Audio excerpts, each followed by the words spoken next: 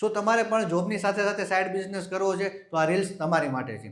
હવે જોબની સાથે બિઝનેસ તો સ્ટાર્ટ ઘણા લોકોને કરવો છે, પણ પ્રોબ્લેમ એ આવતો હોય છે કે કયો બિઝનેસ સ્ટાર્ટ કરવો, 2 થી 3 લાખના ઇન્વેસ્ટમેન્ટમાં બિઝનેસ સ્ટાર્ટ થશે કે નહીં. તો આ બધા સવાલોનો જવાબ મારી પાસે છે.